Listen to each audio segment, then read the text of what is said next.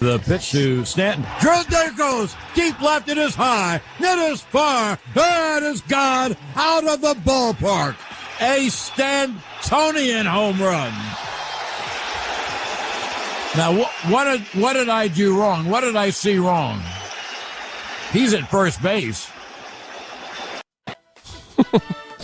Oh, that's the radio call last night from some radio station in New York City. For Yankees, Red Sox, the one-game play-in game. Red Sox win. Giancarlo Stanton annihilated 2 baseballs off the Green Monster, one of which the entire world thought was wrong, including the play-by-play man for Yankees radio right there. This is Interesting to See, your daily sports podcast about news, narratives, takes, and gambling. I'm Nick. Follow, like, rate, review, whatever. Download it, undownload it, re-download it, do whatever you need to do. So we're going to talk about Yankees, Red Sox off the top today. We're going to talk about Urban Meyer setting his life on fire on purpose. Maybe? I don't know. And I guess we can talk about some interesting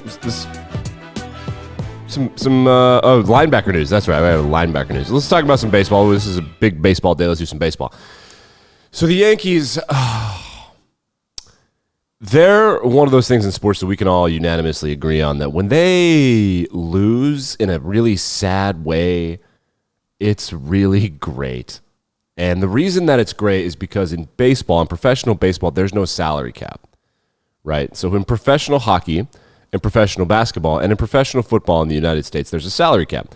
Each team has a minimum amount of money and a maximum amount of money that they can spend over like an 18 or 26 month period or whatever, and that average balances out. And if they're under, they have to go up and they have to pay more players. And if they're over, they either get taxed or they have to cut players. And it allows the leagues to be cyclical. It allows for parity. It also drives up average player salaries while driving down elite player salaries. So in professional baseball, that doesn't exist, which means if you just want to pay people whatever they want, then you do that. So the elite salaries go way up because you want these like 9 guys. And everybody else's salary, it's also a lot of them get paid way more than they're worth, but a lot of them don't get paid much at all or get a shot. The Yankees and the Red Sox and historically some other teams like the Giants, the Tigers, occasionally the Cardinals and some other teams, they'll go up or down in payroll. But the Yankees, this is the evil empire. They go and buy. They treat your team like a farm team. Well, they bought this pitcher, Garrit Cole, from, I don't know where he was from. I want to say Houston. He was at Pittsburgh for a while, and he was really good. But Garrit Cole, it turns out, was really good because of the spider tack crap. And if you remember, the spider tack situation was this glue. They used Coke and like Coca-Cola and other crap to put on their gloves, and it glues their fingers to the ball so they can get more spin off of it. Well, that dude on TikTok freaked out about it, and those videos were getting tens of millions of views, and so baseball had to stop. No more spider tack. Well, after spider tack was kicked out, after they couldn't use this substance, because it was sort of like an unwritten rule, like, yeah, we know you're doing it, but we'll crack down on it later. Well, this one guy on TikTok freaked out, so then everybody freaked out, and then they had to ban it. After they banned it, Garrit Cole sucked, and the Yankees paid him like $320 million over like 7 years or something. So last night, he's pitching for the New York Yankees. And he blows. He pitched 2 innings. They paid this dude Derwin James, $300 million. Oh, my God, ESPN. Shut up. Have all my tabs. How do they do that? I don't understand how ESPN. What a terrible company. Don't sound rape me. Jesus. Anyways, they paid Garrit Cole $300 million, and he blows. The Red Sox blow it open on him. He gives up a massive home run. I forget who hit the first home run. Doesn't matter. Was it Xander Bogaerts maybe? It was Xander Bogaerts. To the deepest part of Fenway. Just hilarious. Then the Yankees try to come back. Other things that happened in the game, and this is great. Baseball Twitter gets incredibly mad about base running errors. Aaron Judge, who is really fast in a straight line, he's a tight end. He was supposed to play tight end at UCLA. He beat out the throw to first base. Infield single. Booking it. Like, clearly beat it. It was awesome. Good for him. Then Giancarlo Stanton hits another rocket off the monster, and Judge is legging it from first base, and the third base coach sends him, and with a lazy little relay, the Red Sox get him out. So the Yankees are in this hilarious way, these hundreds of millions of dollars they spend on like 5 guys, like, we're going to go get your best players, and then they suck. But Giancarlo Stanton, in his defense, they got him from the Marlins, and he He's panned out. He hit 2 rockets off the monster that would have been gone in most parks in professional baseball, and then he hit one out of Fenway. His game was electric. Aaron Judge is really good. But the Yankees traded for this guy, Joey Gallo. Joey Gallo, he's hitting 198 on the season with like 30 or 40 home runs. Like if he doesn't hit a home run, he like doesn't touch the baseball. He's so awful at baseball. All he does is hit home runs, and they traded for that guy. So then when the Yankees lose, just getting big white dudes that can mash home runs, they suck. And it is just awesome. The Red Sox are annoying too. They're like, what if the Yankees used like analytics and scouting correctly? And they looked pretty good last night. This guy named Nathan Eovaldi pitched really well. None of this matters because the winner of this series, and maybe that'll come back to haunt me, but the Rays are significantly better than both of these teams in the same division. They have youngsters all over the place. Their prospects have been panning out. They're just filthy. They're a filthy, filthy baseball team. And if the Yankees and Red Sox, and I genuinely believe what's about to come out of my mouth, if they put together an all-star team between the Yankees and the Red Sox, I don't think it beats the Rays. I don't. So another playing game tonight. Let's play I wish I could go to Vegas and bet on the over-under at what point we will see Matthew Stafford in the stands. I don't know who's pitching for the Dodgers. I guess we could figure that out. Let's go L.A. Dodgers, because, I don't know if you knew this, Matthew Stafford and Clayton Kershaw, they were in the same school system in Dallas. How about that? Did you know that? I hadn't heard that. And now Matthew Stafford is in Los Angeles. And Clayton Kershaw also is in Los Angeles. It's absolutely incredible. All right, so let's see what the MLB Network has to say. Have I muted this site? Shut up. Okay, you're muted. I just need to mute Google Chrome. Dodgers. Who are we pitching here? Max Scherzer. Oh, damn. This is Max Scherzer versus Adam Wainwright.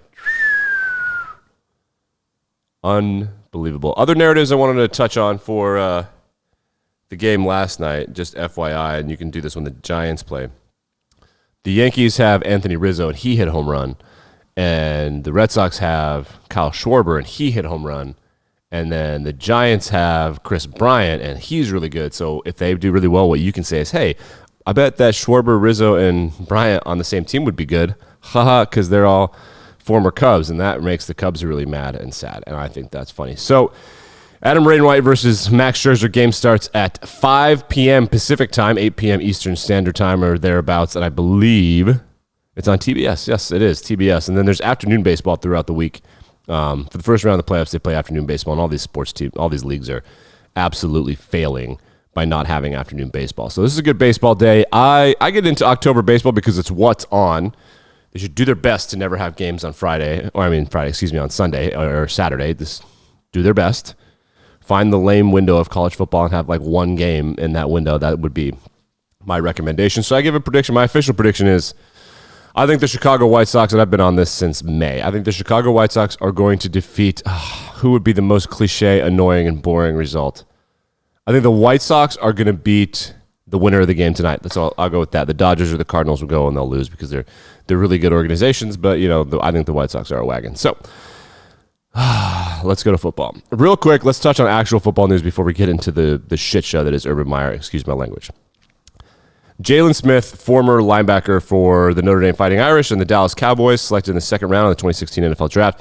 He was released by the Cowboys because the Cowboys have absolutely filthy rookie linebackers. They're some of the best linebackers in pro football. Micah Parsons was playing the Mike linebacker, and then they were like, Micah, our best defensive end went down. Can you do that? And he was like, I don't know. And then he did, and he was one of the best defensive ends in football. Their other middle linebacker was Jabril Cox. I think Jabril Cox was at North Dakota State or Wyoming, and then he transferred to LSU, where he was the best pass coverage linebacker in the country. They drafted both those guys. Brilliant. They also had Leighton Vander Esch and Jaylon Smith, who are also brilliant. Those are first and second round draft picks on 4 different linebackers. So Jaylon Smith, he had an injury. His draft stock dropped in a really fundamental time for his growth. He was coached by bad coaches, and he just hasn't developed into someone who sees football the correct way. He is still very athletic, but I feel bad for him, and this is just the take that I have. I think that Jaylon Smith is Exhibit A for the argument against playing in bowl games if you're a college football player for a good team, because on a not egregiously dirty play, but a little bit of a feisty dirty play by Joey Bosa, he was pushed at the end of a play, and he hyperextended his knee, which can be a life-threatening situation, and an amputation situation. But he ends up playing in the NFL, but his draft status dropped. He ended up not making as much money as he could have. That play and his decision to play in that game, I don't know. It cost him somewhere between $8 and $20 million in just straight cash, homie. And now he's out of a job with the Cowboys, and we'll see. I root for that guy. The other part of the story that's funny, but like in a sad, tragic funny, but it is funny. Like I can't not mention that this is funny. Jaylon Smith paid, let's see if I get this right, like $800,000 of his own money to buy out the number 54 jersey from the Cowboys because he was number 9 in high school and number 9 at Notre Dame. So he considers himself number 9. So when the NFL changed their jersey numbers, they allowed players to have single digits. Anybody can wear any number now, I believe, except the O-line. I could be wrong. But he wanted to be number 9. Fine. Like a lot of players are doing that. I think that teams should make players earn single digits. I don't think dudes should just get to do it. I think that they should be earned. Like you have to be good. That's my opinion. But the NFL was like, we can't have 2 different Jaylon Smiths out there. So you need to own all the Jaylon Smith number 54 jerseys. And he did. And there were a ton of them because he's a Cowboy. Like $800,000 to buy out those jerseys. And now he played 4 regular season games for the Cowboys. He did play a lot of snap this year. So someone's going to snatch him up. He's going to be a big free agent. Yesterday was high noon for this Urban Meyer mess. He was grabbing a girl's butt. He was grinding with another girl in an Ohio State pullover. This is what I didn't understand. So that was part of it. But then another thing that happened was when the Jaguars lost on Thursday night on the road in Cincinnati, Urban did not go back to Florida with the team. He stayed in Ohio to piss around. Maybe to see family. I wonder if he's got family there. I know he's got daughters and whatnot, grandchildren. I don't know. I really don't know what happened.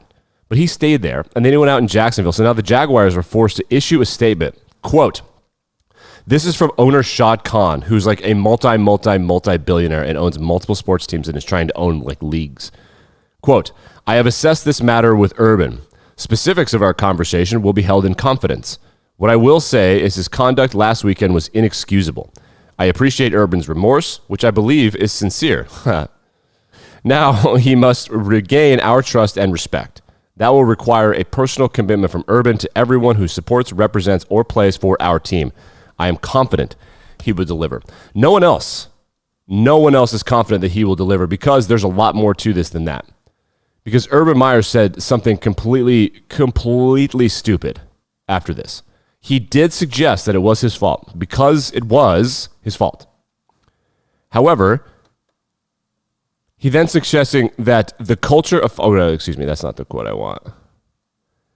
He then suggested that in order to get the team back on track, it lies with the players. There were players in the locker room leaking things to journalists like, at what point should they pay attention to him anymore? If he addresses the team, what do you do? Keep in mind, you make more money than him. Possibly. About a third of the team probably makes more money than him. How can he go to work? It's Tuesday. Yesterday. So the NFL mandates that everybody's off on Tuesday. You are not allowed to be in the facility, I believe, except for training. If you're hurt, you can go in. I want to see what happens today. I suspect very strong. So when things like this sort of happen, this is the way that owners and teams can get out of contracts. It doesn't happen a lot. It happened with Antonio Brown with the Raiders, and this is a little loophole. We know more about this with players because there's a union, and that means that a lot of it can be public record.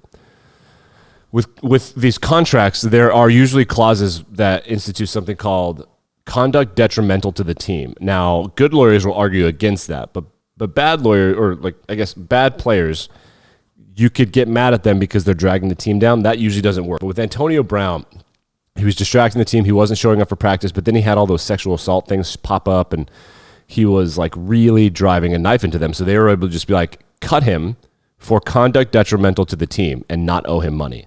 For Shad Khan, Urban Meyer has like a 7 or 8 year contract, and there are whispers that he's like not the bottom paid player or bottom paid coach in the NFL. So Shad Khan will be on the hook for like, I would assume around 70 mil or more just in cash that Urban would make. So with Urban's conduct right now, I suspect they're telling him this is strike 1, but really it's strike 3. I suspect, and I got this from Reddit and Twitter and comment sections, but I do understand the conduct detrimental to the team thing. If Urban continues to do this and his contract has that clause, they're just going to get rid of him. So the embarrassment of that is so preposterous. Like, everybody thought that he was going to force his way out so that he could be the head coach of USC. If you're USC, like, can you do this? Because, like, look at where he left. Ohio State was fine. They almost won a national championship with the players that he recruited, but with every passing day, they get a little worse. They look really soft to me. Florida was a mess. I mean, they hired wrong people, but a mess. They have barely crawled out from under that. If you're USC, he's going to slash and burn when he's there. He's going to maybe win you a national championship, but then it's going to get worse. Like, look what he's doing. If you're USC and you see this, he can't be, if that's how he's acting in the NFL, he cannot be out in LA. He can't be in LA. And forget about any of this other stuff. He can't, like, you can't have him in LA. He cannot have, like, you know who'd be good in LA? Like, James Franklin would be good in LA. Lane Kiffin, that was a screw up, should not have fired that guy. It really is an unbelievable thing. The Onion says it the best, but I don't like it's really haunting occasionally. We saw this when Donald Trump was elected president. We've seen this with COVID, and now with this Urban Meyer thing. Occasionally their headlines are just not inaccurate. It's not sarcasm. Their headline with Urban Meyer is Urban Meyer still adjusting to speed of NFL cover-ups. You are not God in the NFL. And it's getting, like, yesterday they said all anyone could talk about. It's dominated the news, this Urban Meyer thing. I don't want to pat myself in the back, but I did say that he would be the first coach fired. And then I redacted that because I said he would then fake an injury and that Joe Judge would be the first coach fired, and I'm standing by those two things. I don't think I could be more on point with that because he's so in over his head, and he's freaking out about these losses. Like, dude, if you were 500 in the first 3 years, that is an amazing accomplishment. An absolutely amazing accomplishment. So when Garrett Cole was caught cheating, the pitcher for the New York Yankees, they interviewed him about it, and they were like, hey, Garrett Cole, tell us about what's going on. And he said this. I don't know. I don't know if. Did you hear that pause? Listen. I don't quite know how to answer that. To be. He said, I don't know how to answer that after 13 seconds. Well, you know what, Garrett?